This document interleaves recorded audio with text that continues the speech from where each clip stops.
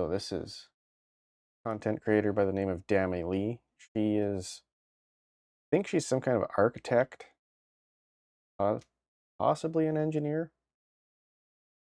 Uh, she's got a lot of interesting videos on how stuff like cities and buildings are built, or not built, but why they were designed in such the way that they were designed. So let's see what her hot take on interstellar spaceships is. A little while ago, we came across a competition with a very absurd premise to design an intergenerational spaceship that travels to another star for about 250 to 400 years. And Not a new concept. I'm pretty sure one of the old science fiction grandmasters probably read quite a bit on this. Several of them did. this idea just freaked me out. Imagine being that middle generation. You're born and you live, and then you die inside this metal container. Long Train to Arcturus is one. Haven't actually read it myself, but it was a pretty interesting premise where they built a giant spaceship that was segmented so that they would just accelerate the whole thing up to a very high fraction of the speed of light and go off in a straight line. And as they got to a star system that was potentially habitable, a chunk of the ship would split off and decelerate, and the rest of the thing would keep going. I think that one was about this very thing right here. What the generations did within each section. I'll have to find that one. And the only thing that's keeping you alive is the systems, running quietly and perfectly in the background. But one little error, that could mean the end of you and the rest of your entire world. Well, there are real architects and engineers working on this project. And the more I looked into it, I did become quite fascinated. Because in the end, you're not really designing a vehicle or even a spacecraft. You're designing a civilization, one that needs to survive in complete isolation for centuries. So how do you build a world that helps us remember where we come from? And if we reach 40 to Crumbs. 1200, and the more I looked into it, I did become quite fascinated. Because in the end, you're not really designing a vehicle or even a spacecraft. Sorry, it wasn't Long Train to Arcturus. It was Slow Train to Arcturus by Eric Flint and Dave Freer. Two decent authors.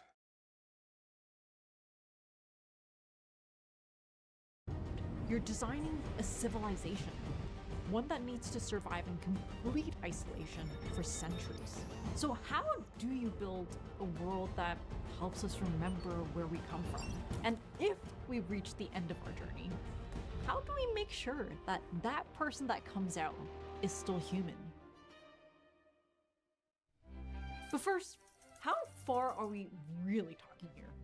Well, the nearest known exoplanet, Proxima Centauri b, is about 4 light years away, which sounds pretty close. But the most promising Earth-like habitable world in systems like TRAPPIST-1 and Kepler 442 are roughly 40 to 1200 light years away. That means even traveling at 10% of the speed of light, it would take anywhere between 400 to 12,000 years. And the competition brief explicitly states, design using speculative technology.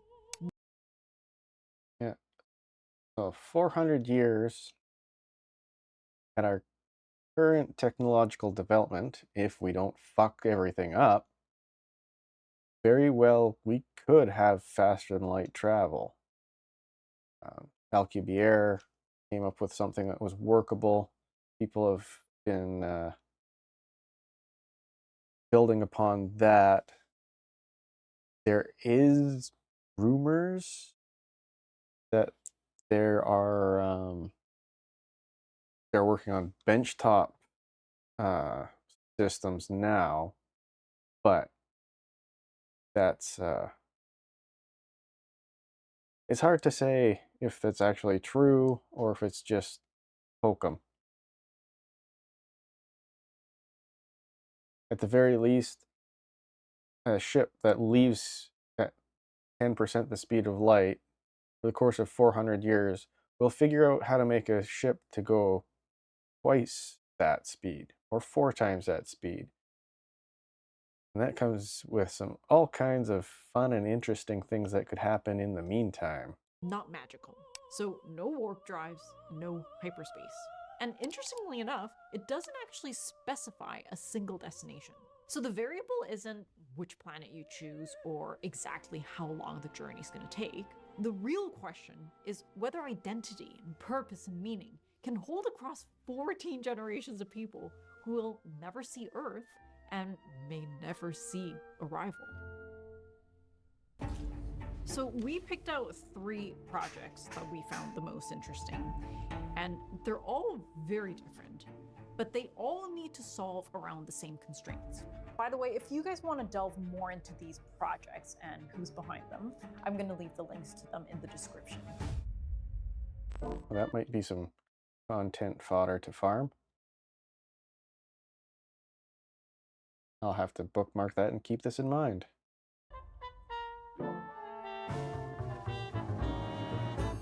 First, gravity. This looks fine for short trips, but human bones lose 1 to 2% of their density per month in 0G. The fluid also shifts to the head, damaging eyesight. But to generate Earth-like gravity, you need a radius of at least 225 meters, which kind of forces the scale. Then there's the problem of radiation. So you need some sort of a protection layer, whether that's mass or magnetic fields. And since there's no possibility of Both is good. refueling, every molecule of air, water, and food must recycle indefinitely. And finally, meaning. How do you make sure Generation 12 is still going to remember why Generation 1 left? And what about the middle generations? The ones that exist only in transit. They'll never see Earth, and they'll never see the destination. No beginning, no end. Just the obligation to continue. How do you stop that from festering into resentment or collapse? So let's look at the first proposal, Chrysalis. This has an overall length of 58 kilometers. So this is a spaceship Chrysalis by Giacomo Infelici, Veronica Magli, Guido Sporugio, and Vinca Martinello. So I'm guessing a Italian outfit. Oh, and Federica Chiara Serpe. With a mass of roughly 2.4 billion tons. But most of that is for the engine. The engine fires for 35 days. As the journey gets further from Earth and closer to the destination, the ship sheds everything it used to get up to speed. Then it coasts for 400 years. Then 35 days to slow down. Then the last of it goes until it's only left with the habitat modules. That is an extraordinarily wasteful system. I hope somebody comes up with something better. Departure, this ship dedicates 844,000 tons to every single person on board. By arrival, it's 1,454. Within the habitats are 5 nested shells, each with its own function, spinning independently to generate their own artificial gravity.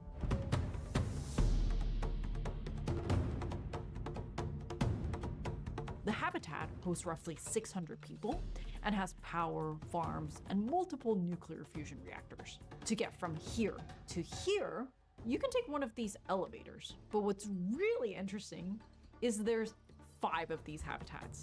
They call them stages. Each stage is kind of like a self-contained world. They're running parallel lives in identical structures. Meaning, if one of them fails, it can be completely sealed off. You increase your chance of success through redundancy. The mission can still survive simply by amputating the part. It actually reminds me of the silo from the show Silo based on wool, which I also made a video on. I'll leave it right here. Because it's an entire community in a single vertical column. A closed, self-contained world. And spoiler alert, they find out later that they are not the only ones. There are 49 other silos just like theirs. Exact same structure, exact same rules. And if you've watched the show, you know that it kind of gets pretty dark. But thankfully, there are some fundamental differences in how they treat the habitats. Think of Chrysalis as connected redundancy. Even though each stage is a fully independent habitat, they are linked through this shared zero-gravity axial core, which actually runs through all 5 stages. And you can use this to travel between different stages and exchange ideas and exchange cargo. And if there's an emergency, you can call for help. Remember the elevators to move between the shells? You can take the same elevator all the way down to the zero-gravity core. And using these vehicles, you can pass through these airlocks and enter another stage. But the movement is on a very strict schedule. Because remember, each shell is rotating at a different speed. So if you want to pass through, it needs to be timed perfectly. They have these interface shells that synchronize to the movement of the main shells on either sides. But, well, I'm not gonna lie, it will make me a little bit nervous because there's just a lot of moving parts. Like this Swiss watch. It's a master. Yeah. Moving parts, lots of them. On something you have to have last to keep people alive for 400 years. One little thing breaks, a lot of big things start to break. And most stuff, you're lucky to get a century out of it, let alone 4. Which means you have to have all the spares or the materials to make the spares. And since they're kicking most of their mass off, yeah, I'm not really a fan of this whole chrysalis idea. Class in engineering, no doubt, but if one gear is off by a fraction, the entire system stops. So in a system like this, you need something incredibly fine-tuned with perfect control. But in space, there's already so many variables. I was actually in Korea when I worked on this video, and Korea is, well, it's completely different from Canada in how people think, their customs, and a part of me just started wondering, what if we put different ethnicities in each of these stages? Which one would be the most successful? Well, yes, that sounds pretty absurd, but is it? Wouldn't it minimize conflict? I don't know. But really, how would you select the people? Because this could It really wouldn't matter. The ethnicities, well, it would matter what ethnicities went in, but it's less ethnic and more cultural. Well, I guess if you're conflating ethnicity with culture, I generally conflate ethnicity with a genetic culture.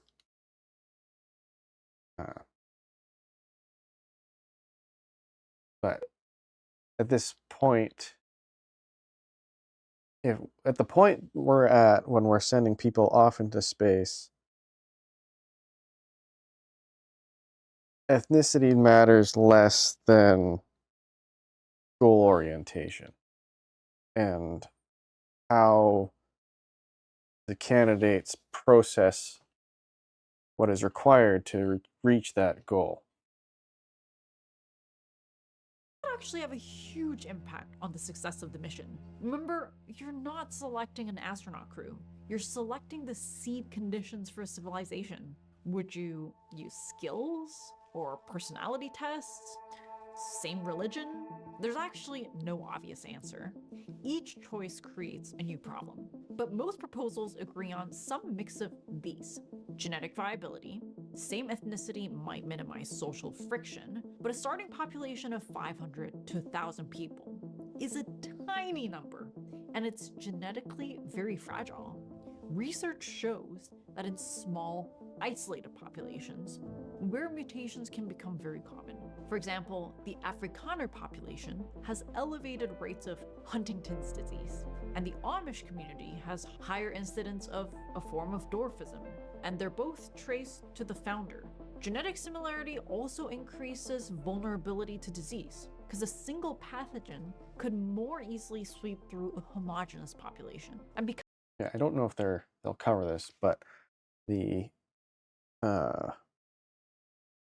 minimum viable population is somewhere around 40,000 individuals, presumably split evenly between sex. So 750, yeah, that's way too low. You're getting to the Adam and Eve levels of genetic bottleneck. Because the destination environment is unknown, adaptability matters. That's why most proposals include a global gene bank and preserve genetic diversity not by selecting people, but by preserving their DNA. Okay, that is a smart idea. Actually, one that I've been working with some of my fictional writing. Because yeah, you can only bring so many crew, but if you bring genetic material, you can have the genetic material of 100, 200,000 individuals and distribute that through your your actual living crew. So we would do something like uh, for every family unit, they'll have one or two children that is genetically from the pair, and then one or two children that is from a gene donor or a pair of gene donors if they get stuff like in vitro and what is it, surrogacy, far more refined, or even artificial wombs. Then there's the problem of cognitive redundancy. The fear is technological regression. When Tasmania got cut off from Australia 10,000 years ago, the population shrank, and with fewer people around, certain specialized skills just didn't get passed down. So you want polymaths, not narrow specialists. You want T-shaped people with deep expertise in one critical field, but broad knowledge of ship systems. So we don't want the world's best neurosurgeon who can't change a light bulb. We want a very good general surgeon who also knows how to weld and understands basic botany. If the hydroponics manager dies, the propulsion engineer needs to know just enough to keep the plants alive until an apprentice is ready to take over. Then the psychological resilience. This is actually where most missions fail. You cannot put 1,000 type A, high achieving, competitive individuals in a box for life. They will kill each other. We want high agreeableness, emotional stability, and a proven ability to endure boredom. That could actually rule out quite a few personality types on the On the other hand, you need those class or those type A's on the other end. Then you need a few sprinkled through on to make sure that if some bad shit goes wrong, you've got somebody there.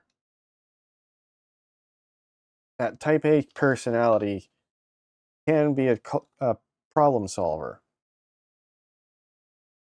And in the right kind of environment, you can make them a proactive problem solver.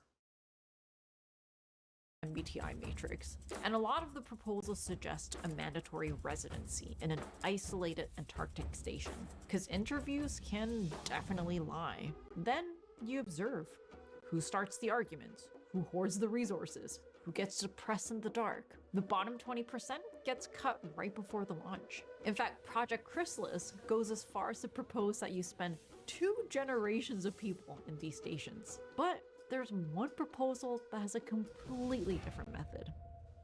Let me explain.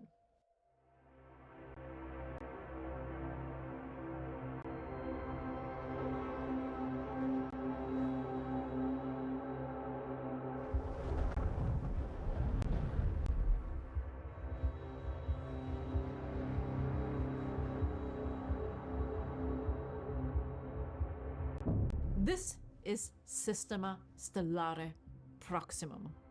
We'll call it Proxy for short. And it's built inside an asteroid. They harvest an asteroid around 2 kilometers wide, and nested inside are 2 spinning torus, rotating in opposite directions to create gravity. The asteroid provides protection from radiation, and it also means a breach in the ship doesn't mean instant exposure to space, which means you can have an open environment.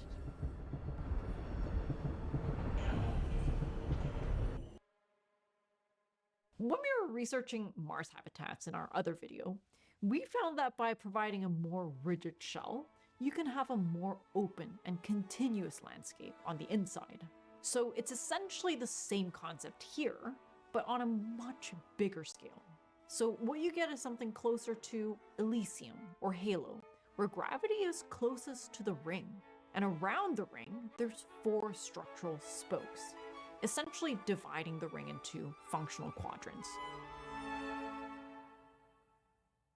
A lot of people think that you need a massive power-hungry machine to do some real work. But for us, a lot of our work actually starts way before the render, with research or diagrams, and sometimes that happens on a plane or an intergenerational ship, sometimes without Wi-Fi. But usually it's with hundreds of pages of notes and references open all at the same time.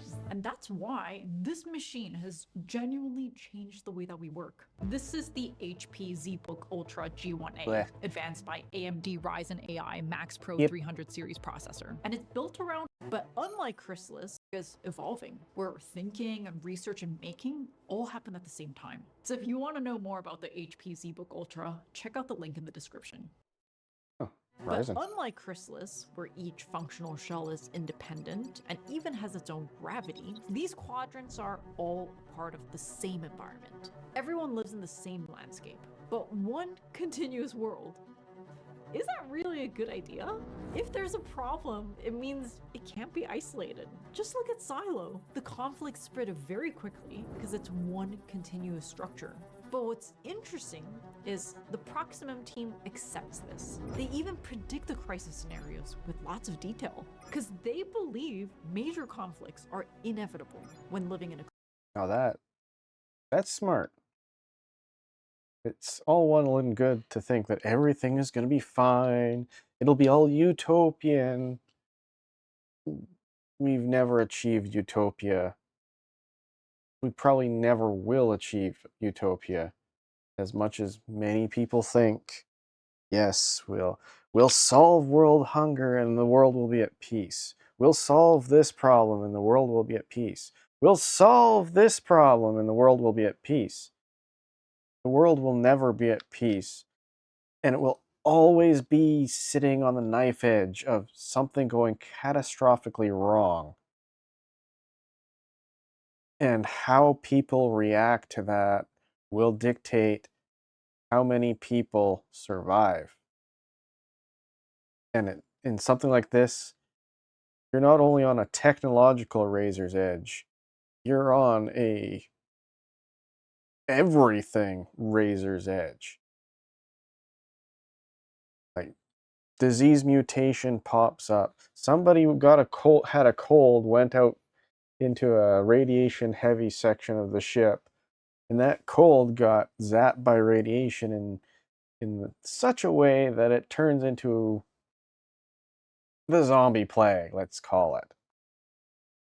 Cold probably can't turn into a zombie plague no matter how you dice up its DNA, but we'll call it that. Then you get a zombie outbreak on your ship. You didn't plan for that. You now have a spaceship full of zombies shuttling through the galaxy. So, plan for disaster. As many disasters as you can conceive of. And drill that into the people on the trip. Plan for disaster. Come up with more disasters. Plan for those. Plan for everything.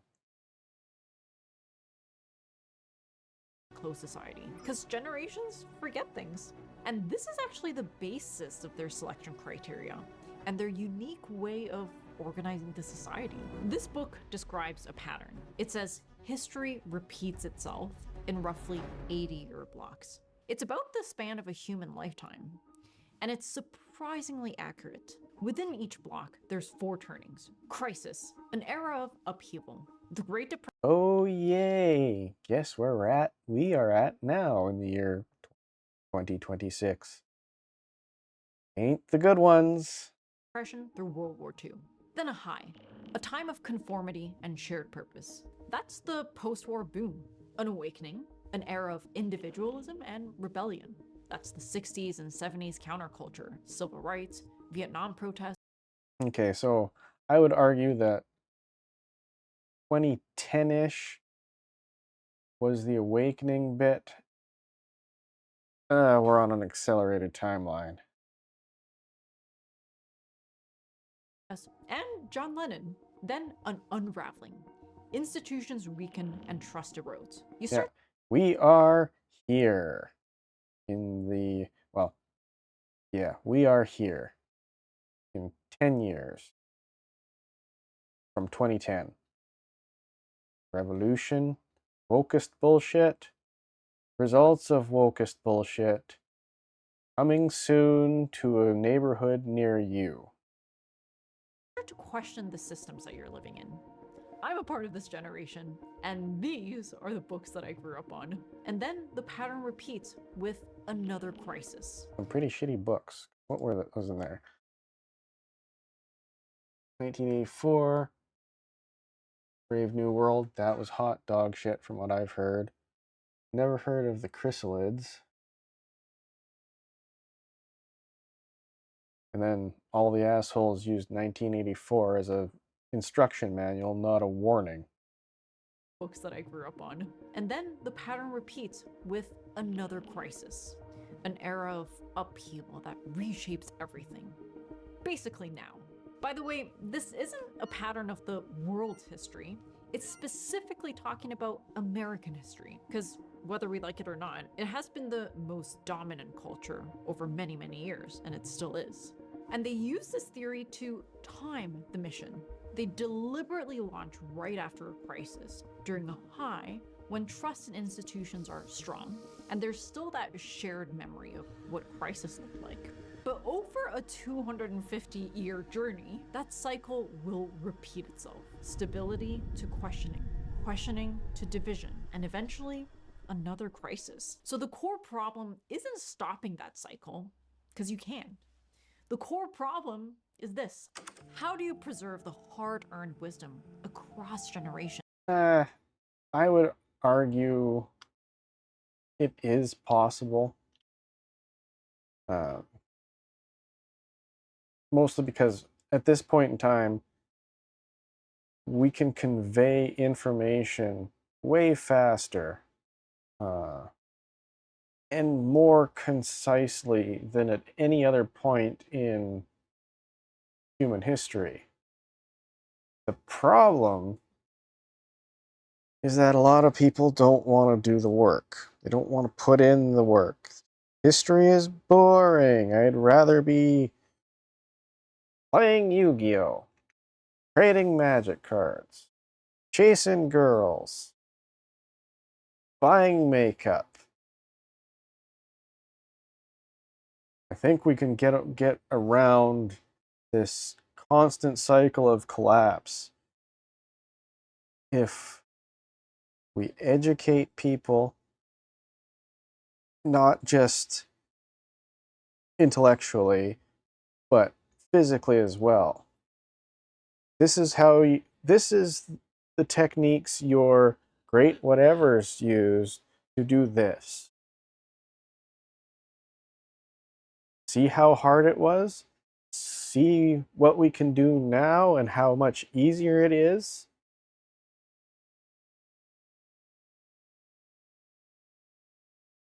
Like bring back adversity and bring back hands-on learning. And if you think about it, every society on Earth has failed at this. We fail, then we learn, we rebuild, and then our grandchildren forget why we built the walls in the first place. Because the people who live Make sure they know why the walls are there.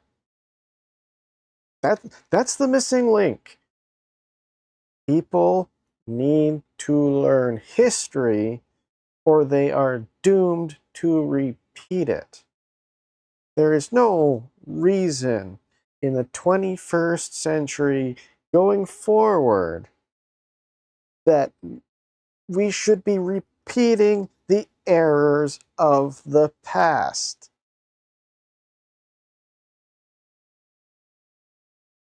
On the other hand, most of the humanity is a little bit on the slow side. through that experience are dead. The historical records might still be there, but the lived experience dies with that generation. So Proxy's designers looked at this and they decided this isn't something they could afford. So their solution was to design a memory machine. It's called the triadic governance structure. First, there's Apollo, an artificial superintelligence that can manage everything. From sci-fi, it's kind of like HAL or Mother from Alien, or the computer from WALL-E. But Apollo is a little different. It's responsible for modeling long-term consequences and presenting the outcomes of different choices, but it doesn't govern or decide. The role is to ensure decisions are made with full knowledge of their consequences. Like, if one option saves the ship, but it costs a generation, Apollo shows that. If another preserves justice but risks collapse, Apollo shows that too. The system is designed so that no single group controls memory or authority or truth. Disagreement is expected, and what's preserved is not consensus, but continuity. Because Proxy's belief is that you can't stop societies from cycling, but you can stop them from forgetting why they almost failed last time. Then there's the Living Council. This is the active human leadership on the ship.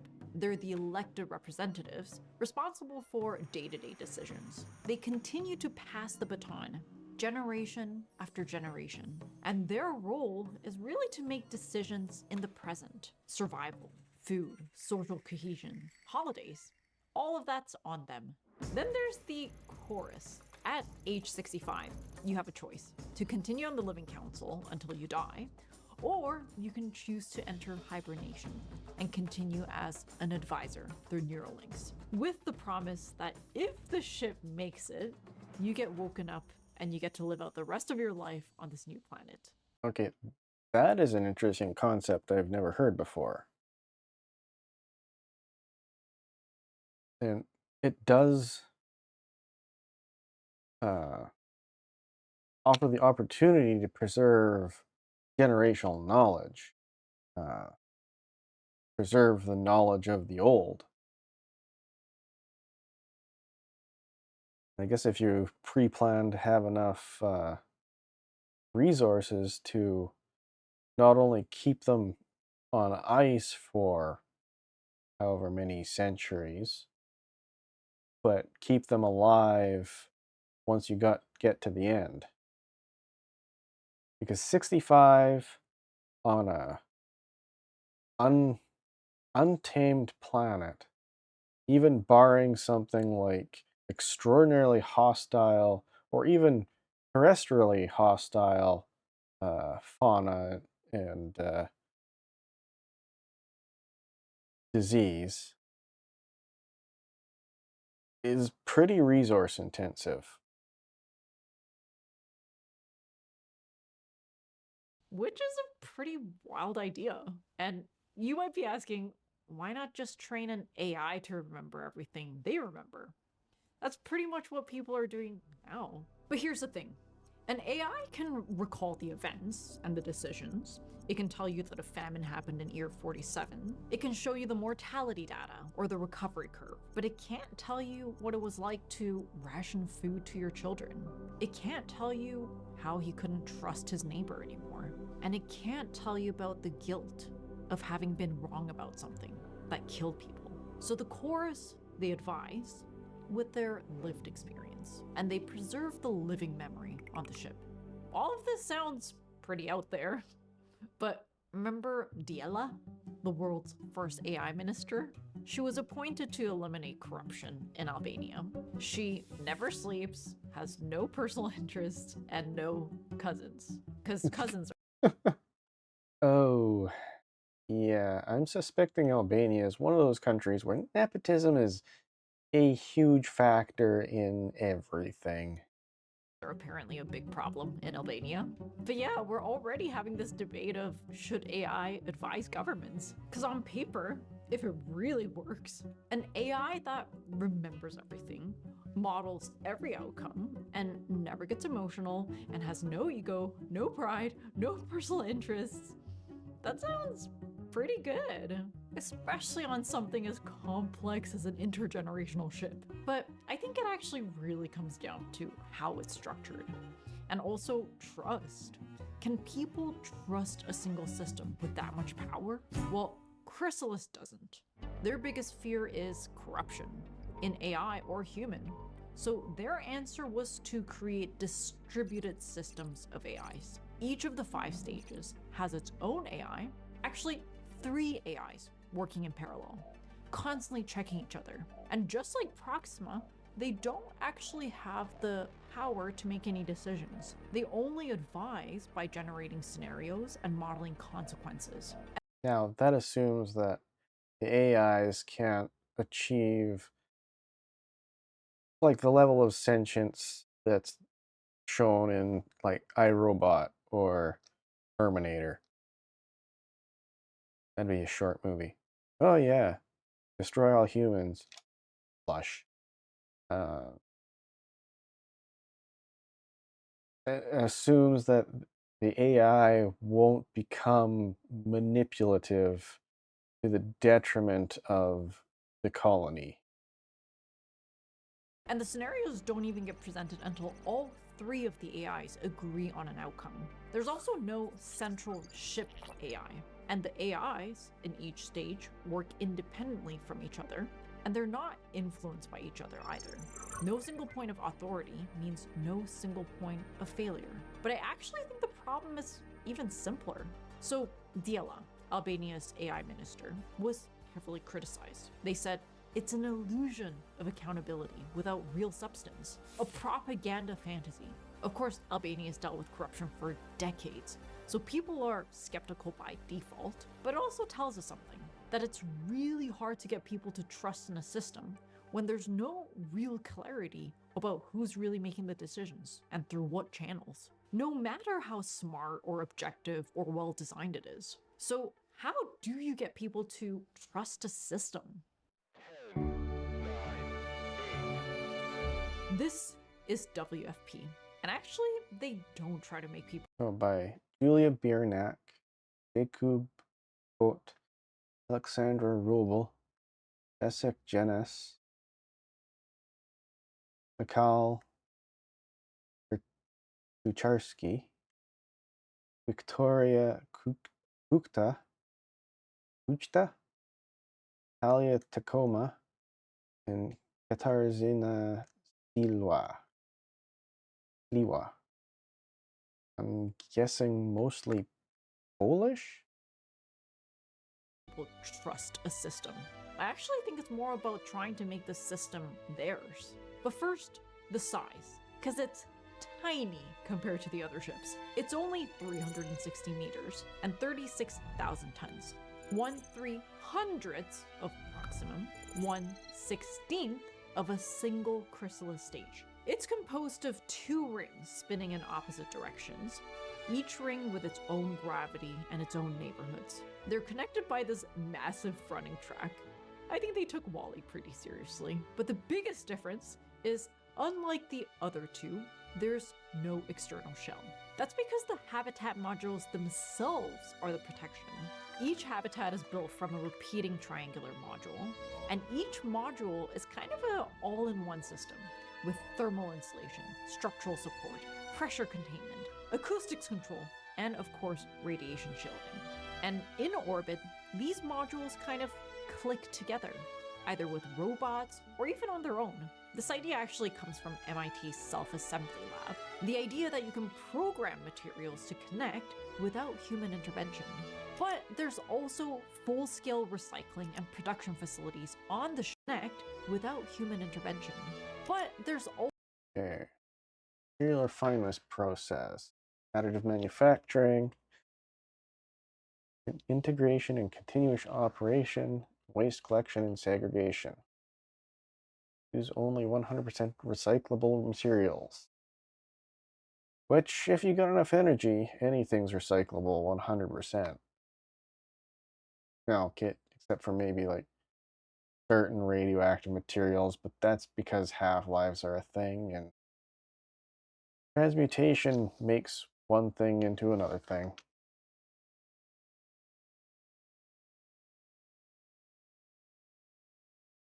A little disappointing that this isn't being utilized in the other 2.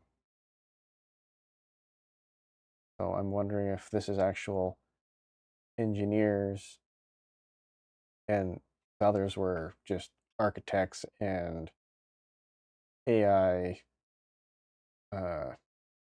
bent. What would it be called? Computer scientists. also full-scale recycling and production facilities on the ship if any of the components. Xenon, ick. Fusion fuel, yeah, that's not bad. Casimir and pulse fusion. That's why they want the xenon.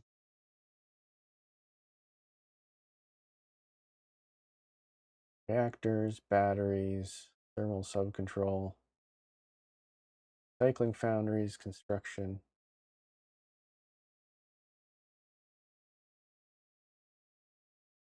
I have no idea what ECLSS would be. Water shield, okay. Hydroponics, definitely required. Let's keep going. Components break. And all of this is to create this 3-phase cycle. The modules are assembled in Earth orbit, which becomes your home during the journey. But upon arrival, the modules detach, they land, and they become the first colony. And at this point, the ship becomes a satellite and explores the new planet. And this actually gives us the underlying philosophy of the ship. Nothing here is meant to be permanent. By using repetitive, self-assembling modules that can be reproduced on the ship, it means as the population changes, entire communities can be reconfigured. So what does this actually look like? That's another good idea. Giving people space, enough space to move out into another section of the ship to form their own communities. One of the biggest problems, I think, with humans is once we get to a certain population size, people want to get out. Like, if we go back to, when was it, the 1600s, when the pilgrims left England to come to the new world. They were trying to get out of systems that were not conducive to happy living. And obviously it was going to die far away from home was a far more appealing fate than staying where they were born to suffer through the conditions of that time. And it's otherwise, there would have probably been a major conflict, or very least a minor and very bloody one, which I'd have to model it out because I'm not exactly a 100% expert in that period of time, but it would probably not have been a good thing. Um, and the problem we're having right now is we're running out of places for people who want to explore or just want to get the hell out of the societies that we're living in. There's nowhere for them to go. Everywhere is claimed. But if you've got a generation ship with enough extra volume that they can go to the other side of the habitation ring or go to another module, start their own little town, that could prolong colony cohesion.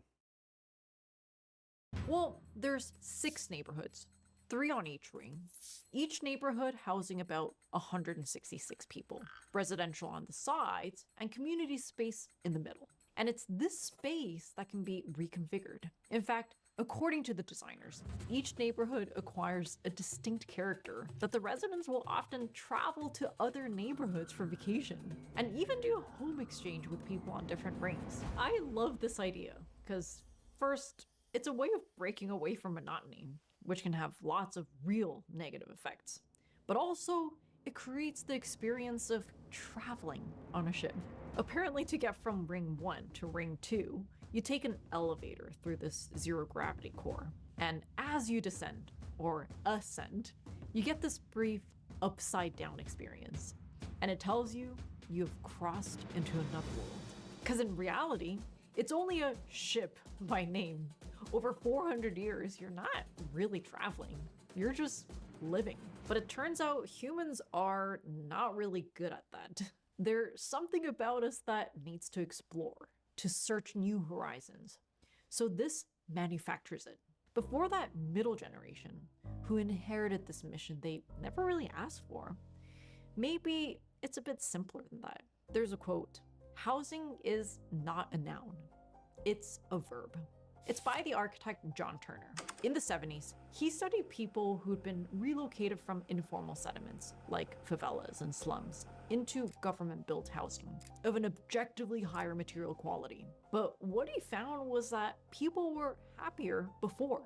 From this, he found that the act of making your shelter itself is meaningful, sometimes more meaningful than the shelter's objective quality. He says the process. Wow, that's a quote I'm gonna have to try and remember. Because yeah, a lot of people, given the chance, would prefer to um, have something of their own. Like, sure, there's lots of people who will be happy with an apartment, but there's a lot of people who would rather have a chunk of land and a home built to their own specifications, if at all possible. Although some people's specifications are a little bit on the weird side.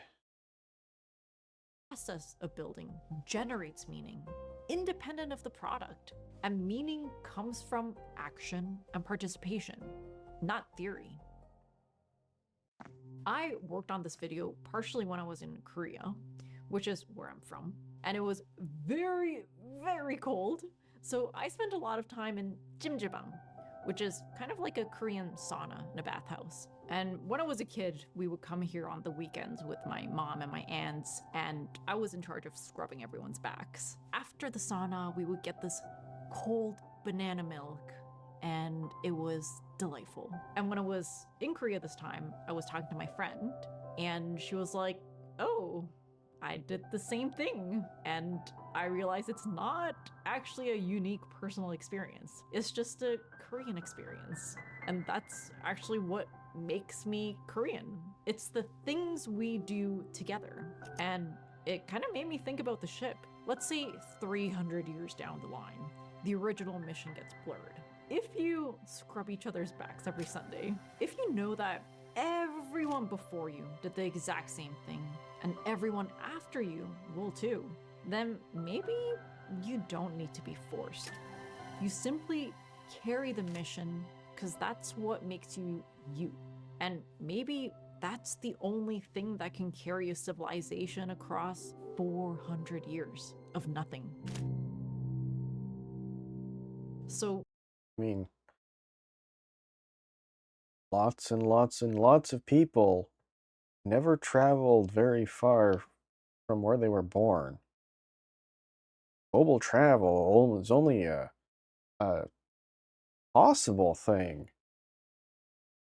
for the average person as of maybe the mid 1950s. Like, yeah, prior to that, you could join the Navy, you could join the Merchant Marine, you could sail the world. But that was months on ships in poor conditions, especially prior to the 1850s, 1860s, whenever steam power became a significant factor in oceanic travel. But the average person prior to hell, even the 19, or not 19, prior to the 1700s, well, prior to the age of sail, never went, even the age of sail, the majority of people would have stayed within walking distance of where they were born. Like, you might have soldiery that might go farther, uh, but by and large, they would have stayed within their own country. The Romans were probably the most well-traveled military in that, in well, before the British Empire. Although I guess the Huns, well, the Huns were more European Khanate. Uh, like Genghis Khan, the Mongols, they covered a lot of ground. On the other hand, a lot of that ground was empty. Maybe a village here and there.